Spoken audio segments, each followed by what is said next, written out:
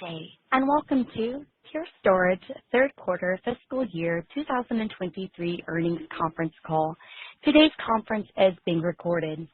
All lines will be muted during the presentation portion of the call, with an opportunity for questions and answers at the end.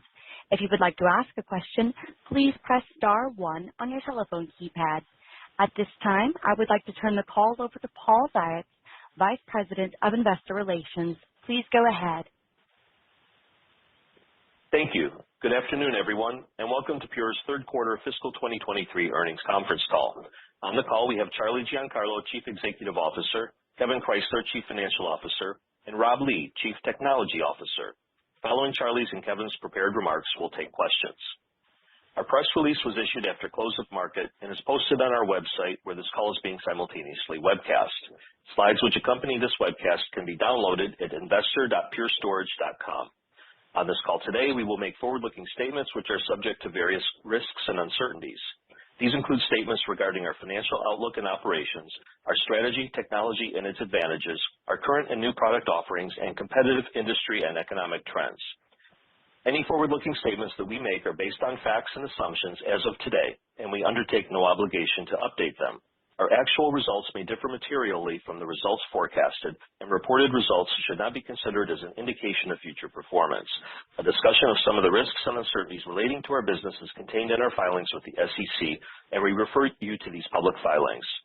During this call, all financial metrics and associated growth rates are non-GAAP measures other than revenues, remaining performance obligations, or RPO, and cash and investments.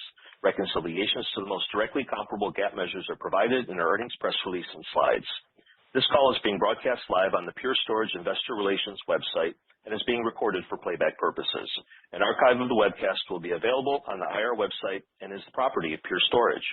Our fourth quarter fiscal 23 quiet period begins at the close of business Friday, January 20th, 2023. With that, I'll turn it over to Charlie. Thanks, Paul. Hello, everyone, and welcome to the call. We hope that our fellow Americans had a wonderful Thanksgiving holiday, and that our non-U.S. listeners had a restful few days while everyone in the U.S. was offline. We are once again pleased with our quarterly results, showing year-over-year revenue growth of 20% and subscription ARR growth of 30%, surpassing $1 billion for the first time. Our portfolio of subscription products had a strong quarter, with Evergreen//One achieving record results. Our new products, including FlashArray//C, FlashArray//XL, and FlashBlade//S, also saw excellent growth this past quarter. FlashBlade//S, our newest product, is off to a great start in its first full quarter of sales. The number of S systems sold were above our plan, and petabytes sold were well above our plan. We're also seeing S customers taking advantage of the increased performance and scale, choosing to purchase larger systems than the prior generation. Pure continues to lead the industry in product innovation, having released a record number of new products and services this year, including FlashArray//XL, FlashBlade//S, Pure Fusion, Portworx Data Services, and Evergreen//Flex. We are proud to share that this innovation has, once again, been recognized with Gartner's highest rankings in their Magic Quadrant.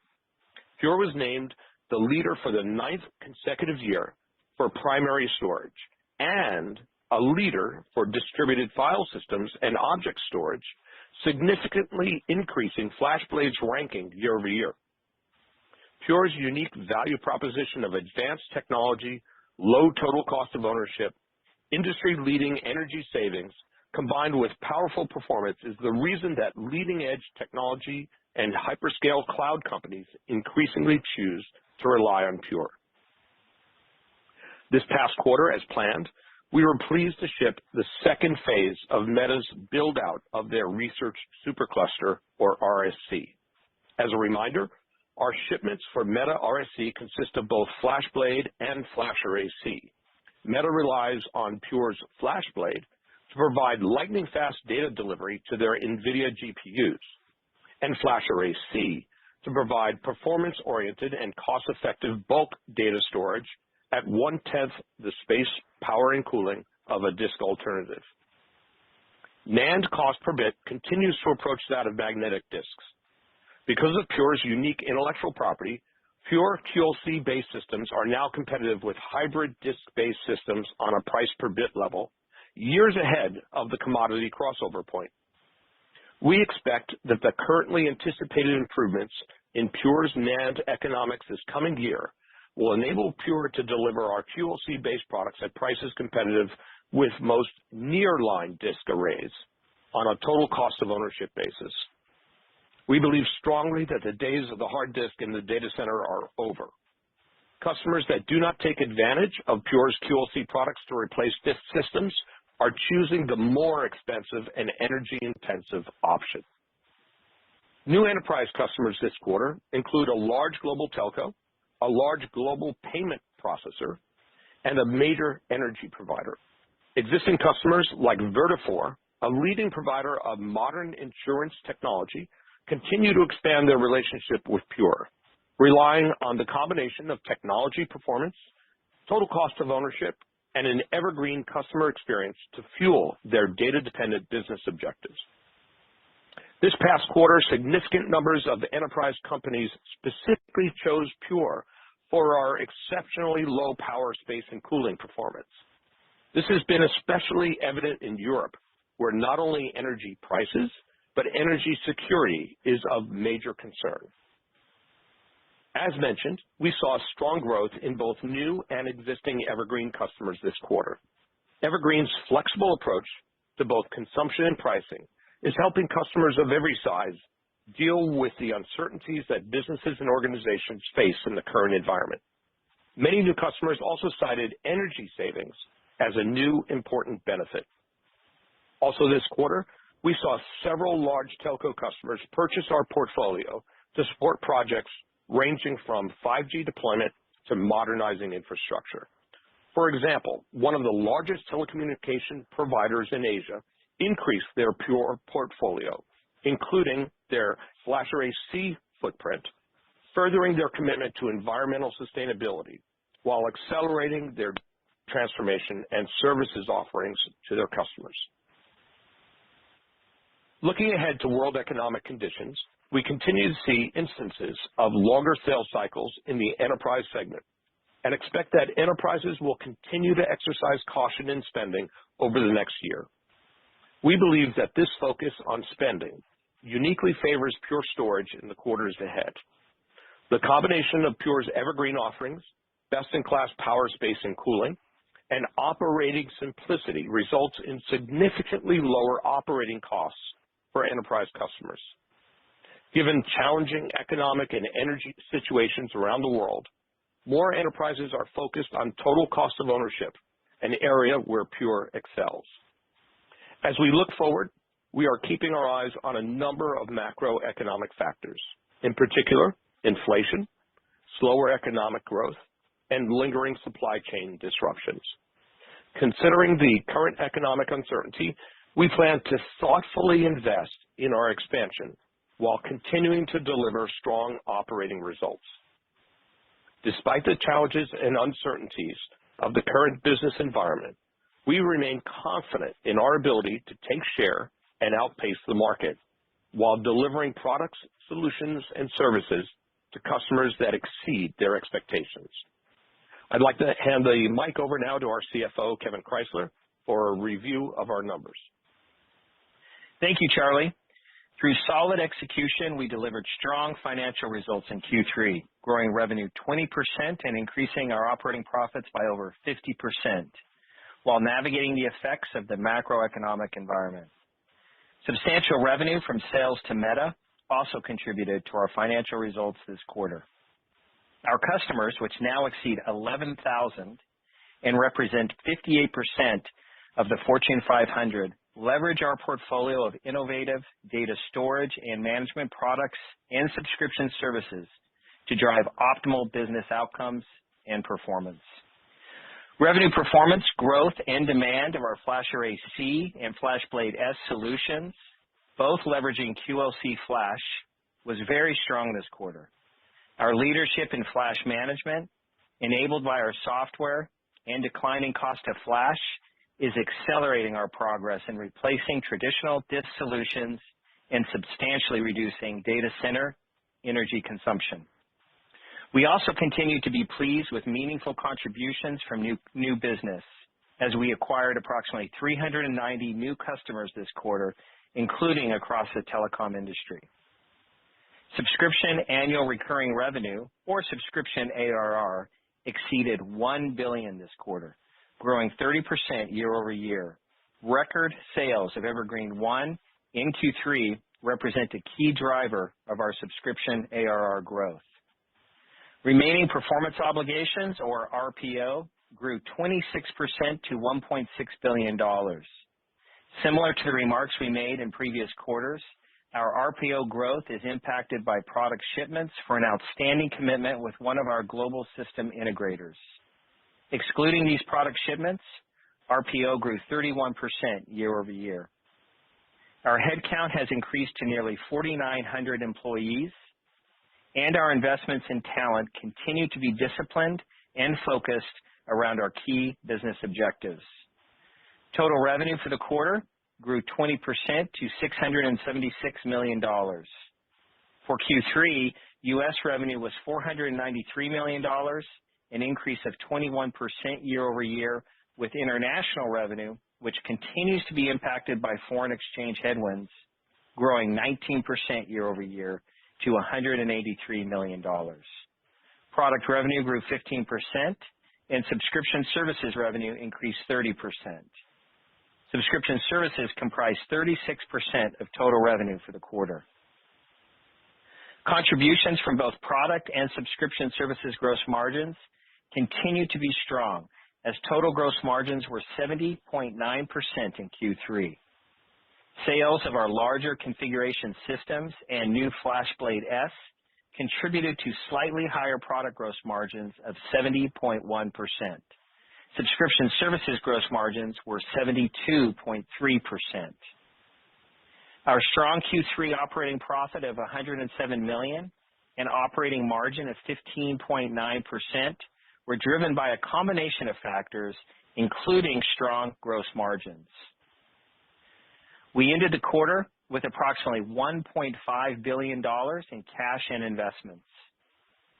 Cash flow from operations was $155 million in Q3, resulting from the combination of strong sales, collections, and operating profit.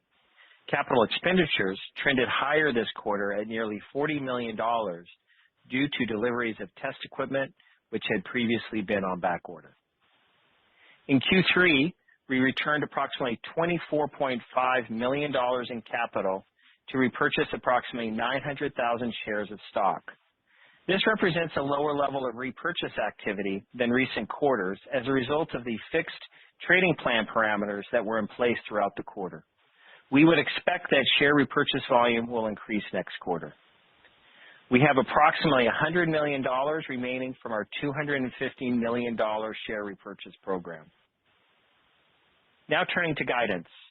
We estimate revenue for Q4 to be approximately $810 million, up 14% year over year.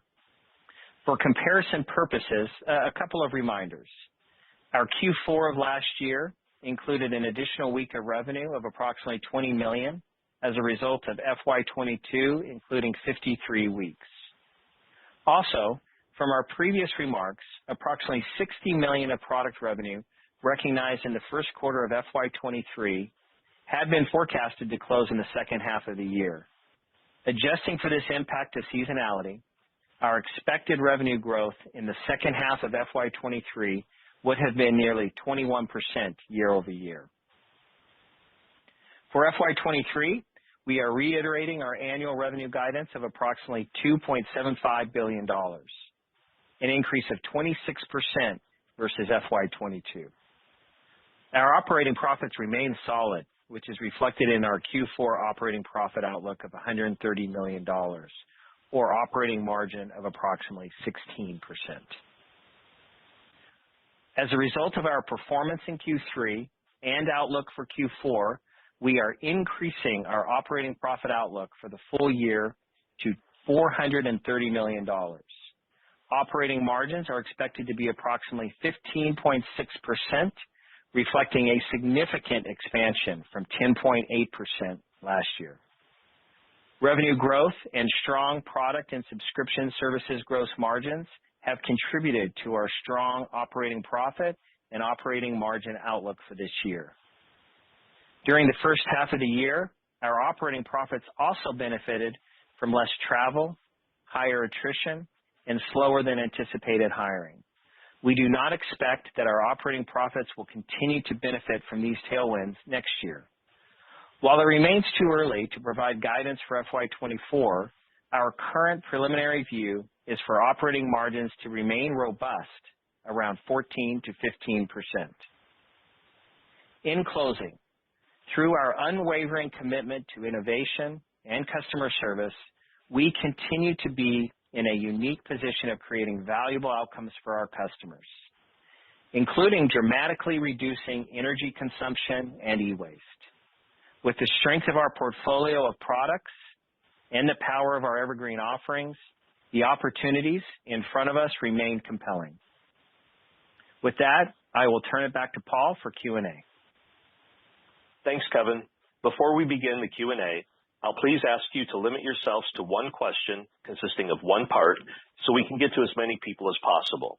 Operator, let's get started. Thank you. We will now begin the Q&A session. If you would like to ask a question, please press star followed by 1 on your telephone keypad. If for any reason you would like to remove that question, please press star followed by 2. Again, to ask a question, that's star 1. As a reminder, if you are using a speakerphone, please remember to pick up your handset before asking your question. We will pause here briefly as questions are registered. Our first question comes from the line of Amit Daryanani with Evercore. Amit, your line is now open. Perfect. Thank you, and congrats on the print, folks. I guess my question, Charlie, to you really is, your print and the guide you provided is fairly impressive, especially in comparison to the commentary, I think, from some of your peers like Dell and NetApp recently. So I'd love to just understand, what do you think is driving this contrast versus your peers? I don't think you folks have a sizable backlog, for example, that could be helping you. So it would be great to just hear, what do you think is enabling this divergence of performance at Pure Storage versus your peers? And then what do you think the durability of this divergence really is as we go forward? Thank you. Thank you, Amit, and I hope you're well. Thank you for the question.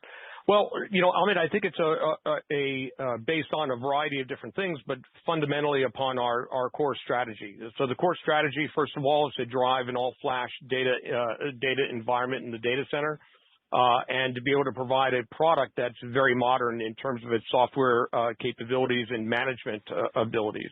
We have consistently grown market share, since the day that we were founded. That is based on the fact that, we, of all the vendors, developed a software stack that focused on the benefits of using a pure semiconductor versus just refilling disk-oriented architectures with SSDs. And that's allowed us to provide a product that's simpler to operate, uses less space, power, and cooling, requires far less labor, is far more reliable, and more performant than competitive products that are out there. And to this day, our competitors still compete with SSD alternatives. Secondly, it's based on a much broader portfolio, we believe, going from our roots, or our initial product, which was block oriented, to now having file and object based systems, and then thirdly, now starting to pursue replacements for secondary tier disk alternatives. So this allows us a lot of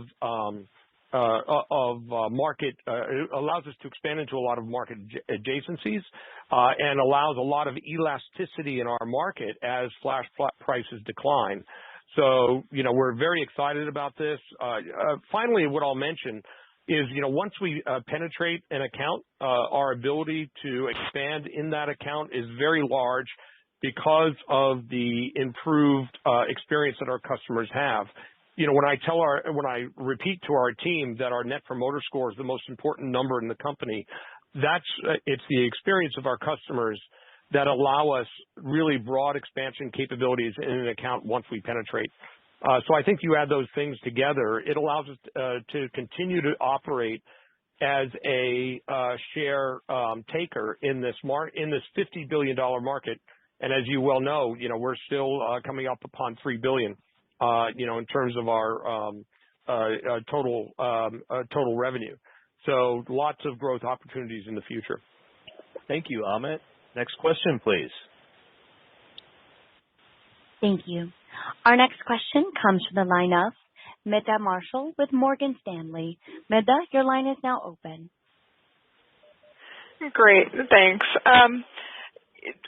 Maybe a question for me of, clearly you are highlighting that some of the memory pricing getting cheaper is helping with the QLC disk conversion. So just wanted to kind of get a sense of what kind of traction you're seeing with either very large enterprises or hyperscalers with that motion, and whether you're seeing kind of some shortening of sales cycles as we kind of get closer to some of these conversion points. Thanks.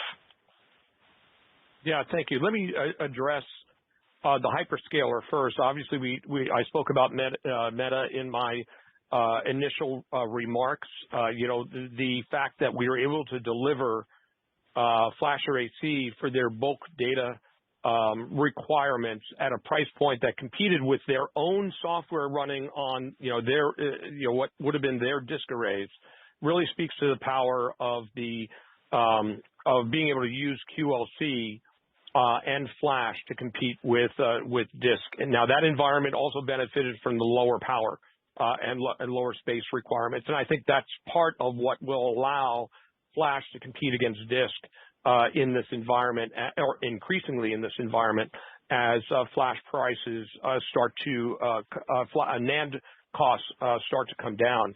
We're seeing the same in large enterprises, although I would say that that's in an earlier phase right now. But FlashArray//C has been an incredible grower for us, and that does compete largely with the hybrid disk market, and we think we'll be able to go after the non-hybrid, that is what's called the nearline market, as we go into this new year.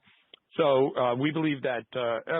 Thirdly, the power. While we've been speaking about the lower power requirements and cooling requirements for many years, this is the first year, and starting in Europe, but also Asia, where we're seeing companies say it's specifically because of the power savings that they're buying pure products, or getting them initially to start with pure products. So we think it's going to become an even bigger issue as we go forward. So we are starting to see that now in large enterprise. Thank you, Meta. Next question, please. Our next question comes from the line of Wamsi Mohan with Bank of America. Wamsi, your line is now open. Yes, thank you so much. Charlie, I was wondering if you could, share some color around the outlook on IT spending into 2023, particularly for the storage market. And some of your competitors are talking about that being down on a year-on-year basis. You mentioned your confidence in your ability to take share and outgrow that market. So curious if you could give us some high-level thoughts of what those trends look like, if storage is going to grow or decline, and how much you can outgrow that market, and what's embedded in sort of that operating margin of 14 to 15%. Thank you. Yeah. Let me start with sort of our view on GDP in general, and then go into what we think will happen in the IT side with storage. So for GDP in general, obviously there are a lot of different analysts out there speaking about the current economic environment and how that their prognostication for next year. The way we're looking at it is a roughly flat U.S. economy next year, and perhaps a slightly recessionary international economy, obviously varying a lot country by country. And as we go into that, we're seeing IT spending, holding steady, maybe it's slightly up relative to the overall GDP growth. But in addition to that, what we are looking at is storage remaining relatively healthy relative to the rest of the IT economy. So we actually believe that storage might be up moderately next year.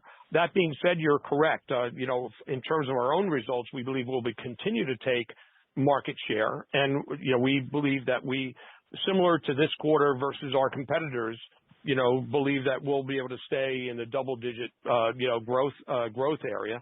Perhaps a bit more moderate than our overall growth this year, but we believe still solidly, well into the double digits. Thank you, Wamsi. Next question, please. Our next question comes from the line of Sidney Ho with Deutsche Bank. Sidney, your line is now open. Thanks for taking my question. I want to ask about your visibility beyond this quarter. I'm not asking specific for financial guidance for calendar 23 yet, but previously you talked about having good visibility in the pipeline in the second half of the year, and that there are some delays but no permanent pause. I also think you mentioned good visibility beyond one quarter. So how would you characterize the pipeline in the first half of next year at this point, and maybe comment on demand trends between the enterprise versus commercial customers? Thanks. Sure.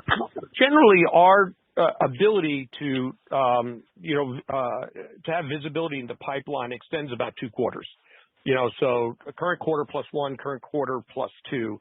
So you're asking, and that would extend through Q1 of next year, not our Q1, that is, of next year. Generally we don't necessarily have visibility 3 quarters out, just to be really clear. So I can't really speak about the first half from a visibility perspective. What I would say is visibility into our Q4, the remainder of this year, and visibility into Q1 of next year remains quite good. That will form, if you will, that will go into forming our view of next fiscal year. We're in the middle of planning right now, so it's difficult to, give you any further insight into that. But as I said, that our visibility into Q plus 1, Q plus 2 remains fairly good. Thank you, Sidney. Next question, please. Our next question comes from the line of David Vogt with UBS. David, your line is now open. Great. Thanks, Charlie. Thanks, Kevin. Maybe just a follow-up to Kevin's comments about preliminary margins next year and Charlie's comments about growth being well into the double digits next year. I know you mentioned, Kevin, that there's going to be some items that are not going to repeat this year, in fiscal 23 versus this year. But just quickly kind of doing back of the envelope math, it would suggest that your sort of incremental margins next year are going to be under pretty material pressure. If your margins are going to come in at 14 to 15%, can you kind of walk us through what's really the incremental spend, categories of spend that you're looking at next year, given, where you are and sort of where the long-term operating model should shake out over the medium term? Thanks. Yeah, no, I appreciate that, David. Yeah, I mean, look, we're quite pleased with the overall margin expansion that we've seen this year. And really key drivers of that being our strong revenue growth and product gross margins and subscription services gross margins. And, I've talked about the fact that we did have some tailwinds, and we're thinking that it's approximately 1.5 points to our operating profits this year. And really it's kind of in 3 areas. We've talked about, as we were exiting last year, early in first half, we had higher attrition levels. And that really continued through Q1 and Q2. So obviously there's a benefit, a pickup there. And then, there was slower than planned hiring during the first half as well. Now we've made really good progress, as you've seen, on our hiring of talent, particularly in Q2 and this quarter. And obviously that's going to play into next year in terms of how we're thinking about it.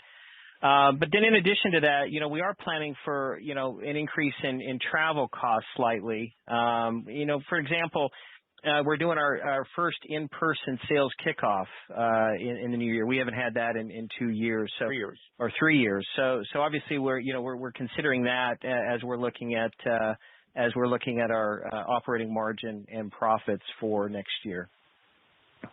Thank you, David. Thanks, Next question, please. Our next question comes from the line of Mehdi Hosseini with Susquehanna. Mehdi, your line is now open.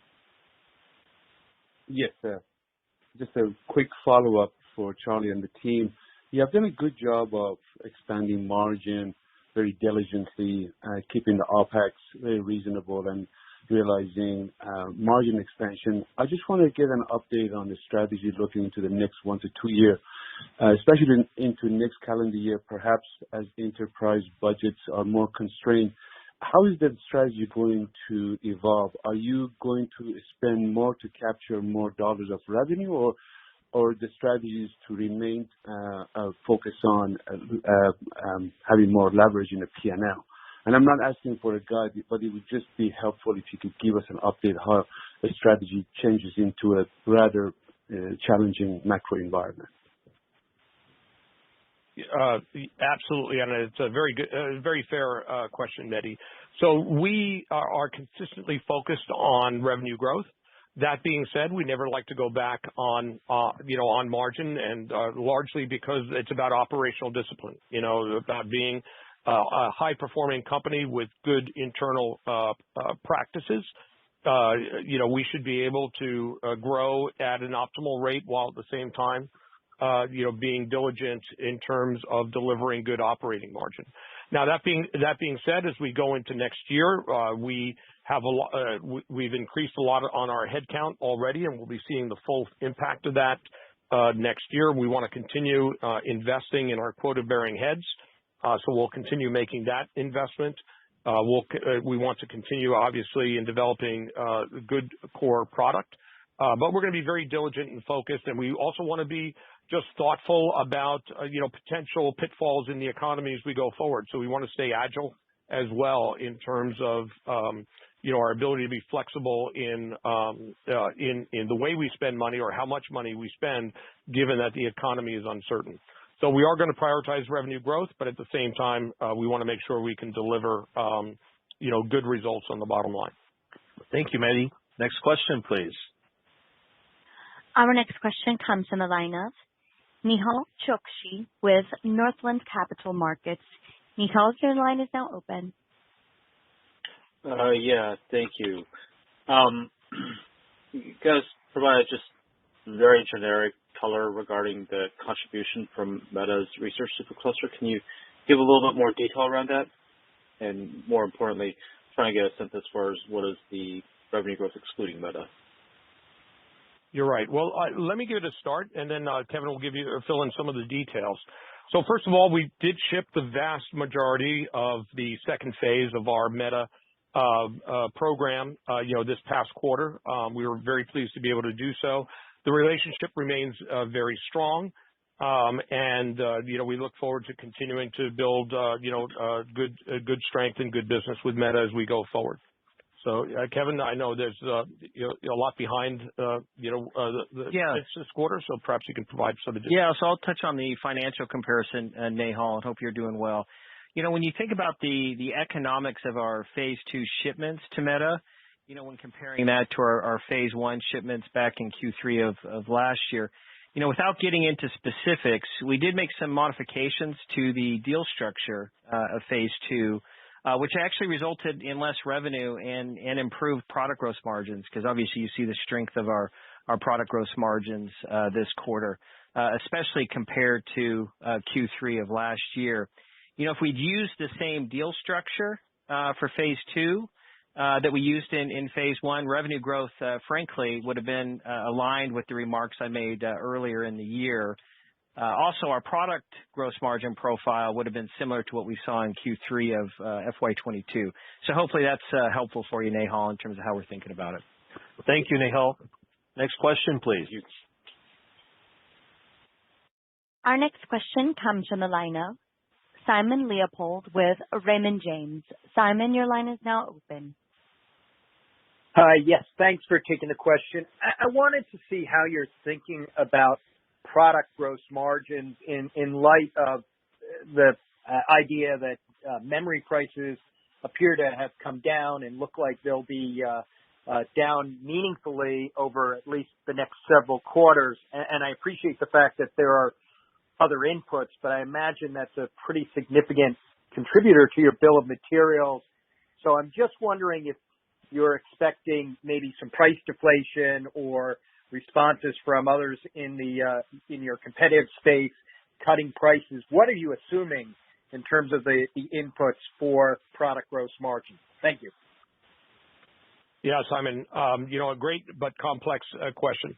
As you know, we have a lot of experience in this now, especially, and frankly, probably for me, especially not coming in and not originally being in this market, I've had now 5 years of experience of how this operates. And of course, as you well know, costs and prices operate on different time frames, and they're not 100% connected to one another. We compete with companies that utilize SSDs and therefore are not exposed specifically to the cost of raw flash, whereas we are.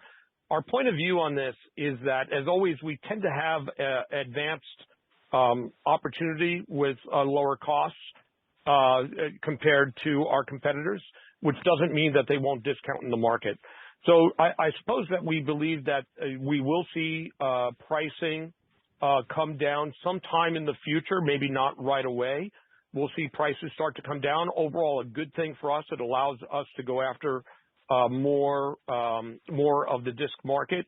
One of the things that's very different this time around is that this round of NAND reductions is going to make flash, especially with our products on the QLC side with FlashArray C and S, much more competitive with pure disk-based products. And to be direct, we're going to use any cost reductions we see to go after that market. So, it's always hard to predict gross margins with any level of exactitude, but you should expect us to stay within the range that we identified and use cost savings that we have there to focus on the disk side. Yeah, and Charlie, if I could jump in, I think it's really important here to, just again emphasize, the sustained and structural advantages that Pure has in being able to use the raw NAND flash versus really being limited to enterprise SSDs, such as most of our larger competitors are.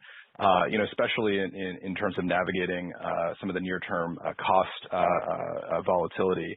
And these advantages really go back to our direct flash technology, which is the result of over a decade of software and hardware IP, and it gives us those sustained structural advantages over the competitive set in terms of being able to source a raw commodity NAND versus the higher priced enterprise SSDs.